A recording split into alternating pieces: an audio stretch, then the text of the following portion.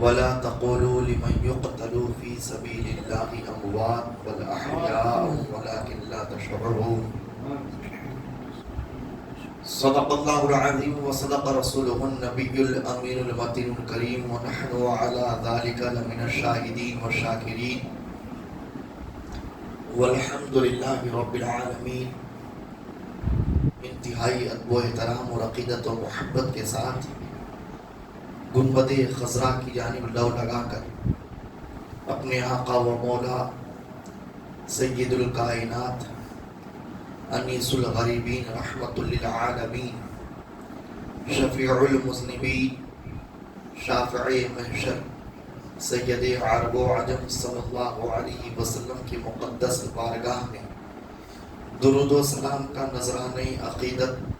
و خراج محبت پیش کرے. پڑھیے بآواز بلند اللہم صلی علی سیدنا و شفیعنا و حبیبنا و مولانا محمد معدن الجود والکرم و آلہ و اصحابہ و بارک وسلم صلاۃ و سلام علیک یا رسول اللہ صلی اللہ تعالی علیہ وسلم. کل کے بیان کے وقت جو بازوق عاشقان امام عالی مقام حاضر تھے وہ پوری گفتگو کو سماعت کرنے کے بعد ایک شعر کی روشنی میں کل کے بیان کا خلاصہ اور نچوڑ سمجھ سکتے ہیں. اور وہ شعر یہ ہے کہ بہت بڑے شاعر نے کہا ہے، مٹا دے اپنی ہستی کو اگر کچھ مرتبہ چاہے کہ دانا خاک میں مل کر گلے گلزار ہوتا ہے. جب انسان کو مقام دیا جاتا ہے، مرتبہ دیا جاتا ہے، فضیلت بخشی جاتی ہے تو اسے اسی قدر امتحان، آزمائش اور تکلیف سے گزرنا پڑتا ہے. امام عالی مقام رضی اللہ تعالی عنہ کی شہادت اور آپ کے ساتھ آنے والے ان زبردست امتحانات کا اندازہ صحابہ کرام کو بہت پہلے ہو چکا تھا. بہت بڑے بڑے صحابہ تھے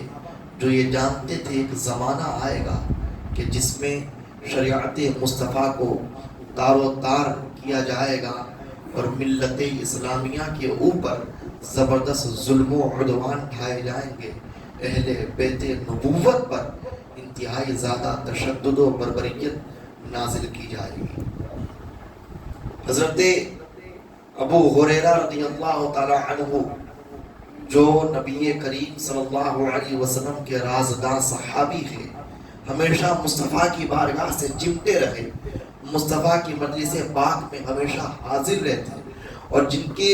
حدیث کا شوق و ذوق یہ تھا کہ نبی کریم صلی اللہ علیہ وسلم کی بارگاہ سے ایک لمحہ کے لیے بھی غافل نہ ہوتے. کہیں ایسا نہ ہو مصطفیٰ کی کوئی ادا، کوئی بات، کوئی ارشاد سے میں غافل رہ جاؤں. حضرت ابو ہریرہ رضی اللہ عنہ دعا فرمایا کرتے تھے، اللہم انی اعوذ بک من رأس ستین و امارت الصبیان. اے اللہ میں تیری پناہ طلب کرتا ہوں سن 60 ہجری کے ابتدا سے اور لونڈوں کی حکومت سے. اے اللہ جب سن 60 ہجری کی ابتدا ہو، اس کی شروعات ہو، اس کا آغاز ہو، مجھے دنیا سے لے جانا، مجھے دنیا سے دور کر دینا. میں عالم آخرت کی منزلوں کو عبور کرنا چاہتا ہوں. مجھے سن 60 ہجری کی نہ صبح چاہیے نہ شام چاہیے. مجھے سن 60 ہجری کے ابتدا سے اے میرے پروردگار بچا لینا. پھر فرماتے ہیں سن 60 ہجری میں لونڈوں کی حکومت قائم ہو جائے گی. اے میرے مولا مجھے ان لونڈوں کی حکومت کا ایک لمحہ بھی مت دینا. سن 60 ہجری کے ابتدا میں یزید پلید ملت اسلامیہ کے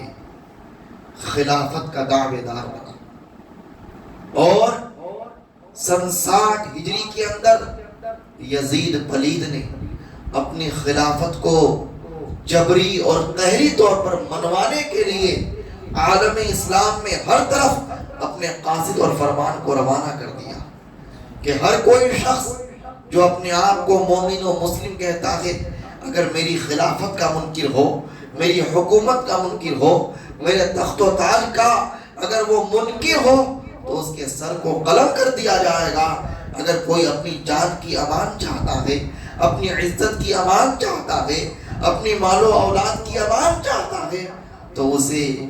میری یزیدیت کو تسلیم کرنا ہوگا، میری خلافت کو تسلیم کرنا ہوگا، میری حکومت کو تسلیم کرنا ہوگا، میری عمارت کو ماننا پڑے گا۔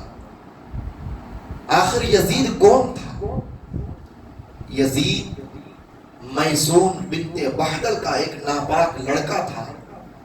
جس کی فطرت اور سرشت کے اندر فسق و فجور کا زبردست طریقے سے گندا اور میلا رطوبت بھرا ہوا تھا، جو شراب نوشی کرتا تھا، جو جانوروں کے ساتھ میں کھیلا کودا کرتا تھا، جو نمازوں سے غافل تھا، جو محرمات سے نکاح کو حلال جانتا تھا، جو زنا کرتا تھا، جس کا عالم یہ تھا کہ اس کی صبح بھی گناہوں میں گزرتی تھی،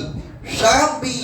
گناہوں میں گزرتی تھی، اور لمحہ لمحہ وہ اسلام کے تمام فرائض، واجبات، محللات، محرمات سے غافل ہو کر اپنی زندگی گزارتا تھا، جو عیش و عشرت میں دھت تھا، جو اپنی زندگی کے اندر دنیا کی تمام خواہشات میں لبت تھا اور اپنی نفسانی کیفیات کے مطابق اور شیطانی شہوتوں کے مطابق جیتا تھا، اس کا نام ہے یزید۔ جب اس نے اپنی زندگی میں ایک مرتبہ مکہ کا رخ کیا تو مکہ مکرمہ جاتے ہوئے اس نے اپنے ساتھ دو چند شاعروں کی جماعت رکھ لی، جو محبوبہ اور معشوقہ کے قصیدے پڑھا کرتے تھے، جو گانے گاتے تھے، اور یزید ان پر درہم و دینار لٹاتا تھا اور ان کے گانے اور باجے کے اشعار کی داد و تحسین دیا کرتا تھا، اور ان لونڈوں کے ساتھ مزے لیتے ہوئے معاذ اللہ مکہ مکرمہ کی طرف روانہ ہوتا ہے۔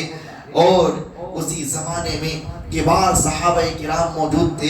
امام عالی مقام امام حسین رضی اللہ تعالی عنہ موجود تھے، وہ امام عالی مقام جنہوں نے آنکھ کھولی 3 ہجری میں تو حضرت فاطمہ کی آنچل کو دیکھا، حضرت علی مرتضیٰ کی شفقت کو دیکھا، مصطفیٰ کے پیار کو دیکھا، جن کی زندگی ایک ایسی مقدس گھر میں گزری ہو، جن کی صبح ایک ایسی پاکیزہ ماحول میں گزری ہو، جہاں نہ شراب کی کبھی بو محسوس ہوتی ہو، جہاں نہ کبھی رقص و سرور کی محفلیں سستی ہو، جس کی طہارت کی قسم اللہ نے قرآن میں بیان کی ہو، اور جن کی تطہیر کا پروانہ خدا نے قرآن میں پیش کر دیا ہو، جن کی تطہیر و تزکیہ اور جن کی پاکیزگی کو رب تعالیٰ نے قرآن کے اندر ذکر کر دیا ہو، ایسے اہل بیت سے تعلق رکھنے والے امام عالی مقام سید الشہداء امام حسین رضی اللہ عنہ بھی مکہ کی اس خوبصورت وادی میں بیت اللہ کے حج کے لیے مدینہ سے مکہ آتے ہیں۔ آپ مکہ کے اندر خانہ کعبہ کا طواف کر رہے ہیں، طواف کرتے ہوئے آپ کو ایک شور و غل سنائی دیتا ہے، ہنسی مذاق کی ایک مجلس کی آواز آتی ہے، ایک ایسی مجلس جس کو حضرت امام عالی مقام نے اپنی زندگی میں کبھی دیکھا نہیں تھا، جس کو آپ نے مکہ مکرمہ کے اندر کبھی محسوس نہیں کیا تھا۔ ایک ایسی بےہودہ مجلس کے اندر آپ کی جب نظر پڑتی ہے تو دیکھتے ہیں کہ ایک شخص ہے جو شراب پی رہا ہے، جامع لبالب لے رہا ہے، اور اس کے ساتھ میں 2-4 گانے باجے سنانے والے، گانے گانے والے شاعر موجود ہے، اس کے ساتھ وہ دل بہلا رہا ہے، اس کے ساتھ وہ رقص و سرور کر رہا ہے۔ امام عالی مقام نے پوچھا، اے لوگوں یہ کون ہے؟ بتایا گیا یہ یزید ابن معاویہ ہے۔ حضرت امام عالی مقام رضی اللہ عنہ کے اندر، حضرت امام عالی مقام رضی اللہ تعالی عنہ کے اندر اس منظر کو دیکھتے ہی زبردست افسردگی پیدا ہو جاتی ہے، بے پناہ رنج و غم پیدا ہو جاتا ہے، زبردست حسن و منال طاری ہو جاتا ہے۔ لیکن امام عالی مقام کی شان یہ ہے کہ اگر کسی बुरी बात को देखते तो उसको देख कर मना फरमा देते, अगर किसी गलत चीज को देखते तो उस गलत चीज को बातिल कहते। हजरत इमाम आली मुकाम शेर खुदा के लख्त जिगर हैं, मुस्तफा के नूर नजर हैं। अगर आप शरीयत को पामाल होते हुए कहीं भी देखते थे, बरजस्ता उसकी मुखालफत करते थे, बरजस्ता उसका इनकार करते थे और आप बयान करते थे ये शरीयत के खिलाफ है, ये कुरान के खिलाफ है, ये हदीस के खिलाफ है, ये मुस्तफा के लाए हुए दीन के खिलाफ है। आपने जब यजीद इब्न अबी मज़द, यजीद इब्न मुआविया को उस मंजर में लथपथ देखा तो उसके पास जाकर कहते हैं, ए यजीद अपनी सरकशी से बाज आ जा। यजीद कहता है ये शराब है, इसमें लज्जतें हैं, इसके अंदर जबरदस्त सुरूर है, आओ जरा तुम भी लज्जत और सुरूर लो। बताओ वो यजीद जिसने इमाम आली मुकाम के सामने मज़ाहिया अंदाज में शराब पी भी हो और शराब पीने के बाद में उसके लुत्फ और सुरूर को जाहिर भी किया हो, क्या इमाम आली मुकाम ऐसे शख्स को कभी अपना अमीर मुकर्रर कर सकते थे, अपना खलीफा गवारा कर सकते थे, अपना कायद और रहबर और पेशवा और मुक्तदा तस्लीम कर सकते थे? खुदा की कसम खून मुस्तफा से यह मुमकिन नहीं था कि ऐसे शख्स को अपना कायद और रहबर मान ले जिसने धड़ल्ले से और सरेआम मुस्तफा के दीन की धज्जियां उड़ाई हो, और वो भी कहीं और नहीं, मक्का मुकर्रमा में बैतुल्लाह के सामने हरम की सरजमीन पर ये करतूत किए हो। हरम की जमीन और कदम रख के चलना, अरे सर का मौका है ओ जाने वाले। इमाम आली मुकाम ने उस वक्त जबरदस्त मुखालफत की, अल्लाह के शेरों को आती नहीं रूबाही, आईने जवा मर्दा हक गोई व बेबाकी, अल्लाह के शेरों को आती नहीं रूबाही। इमाम अली मुकाम अल्लाह के शेर थे, इसलिए उन्हीं के अंदर न खौफ था, न खशियत थी, न उनके ऊपर दुनिया का कोई मलाल था, न उनके अंदर दुनिया का कोई खौफ था। आप मुकम्मल बरजस्ता अंदाज में उसकी मुखालफत करते हैं। हजरत अमीर मुआविया रज़ियल्लाहु अन्हु सहाबी रसूल हैं, आशिक़ मुस्तफ़ा हैं, उनको भी एक ज़बरदस्त इम्तिहान में आजमाया गया, एक ज़बरदस्त इम्तिहान में मुब्तला किया गया, और लोगों के सामने हजरत अमीर मुआविया रज़ियल्लाहु ताला अन्हु ने जब ये बात जाहिर की अपने मर्ज़ वफात में कि ए लोगों मेरे जाने का वक्त आ गया है, मैं दुनिया से जा रहा हूँ, लेकिन मुस्तफ़ा करीम ने मुझे अपनी कमीज़ दी थी,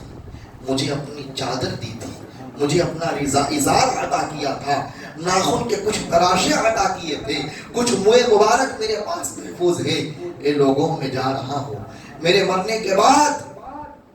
मुझे मुस्तफ़ा के इस चादरे अनवर में कफन दिया जाए,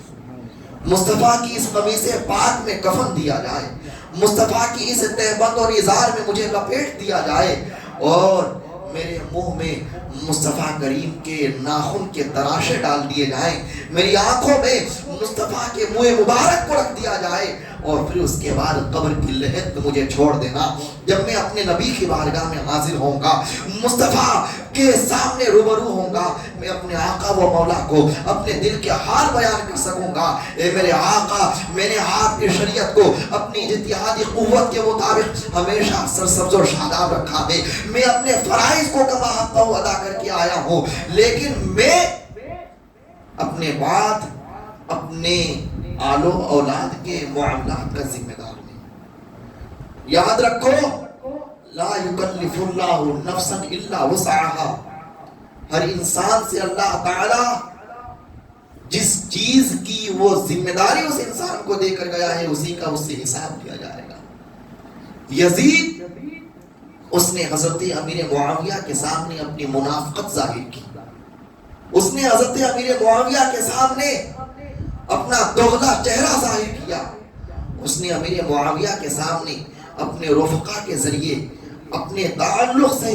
मुकम्मल सफाई, मुकम्मल दयानतदारी, मुकम्मल अमानतदारी का दिखावा किया, लेकिन उसका आलम यह था कि वो बाप के सामने अच्छा और गैरों के सामने नंगा नाच नाचता था। उसी यजीद ने जब अमीर मुआविया रज़ियल्लाहु अन्हु के जाने के बाद में खिलाफत को संभाला है और खिलाफत का दावादार बना है, तो हज़रत इमाम अली मुकाम रज़ियल्लाहु अन्हु और वो तमाम सहाबा جس نے حرم پاک میں اس گندے شخص کی گندگی کو دیکھ لیا تھا، اس کی ناپاک نحوست بھری عمارت و حکومت کے منکر ہو گئے۔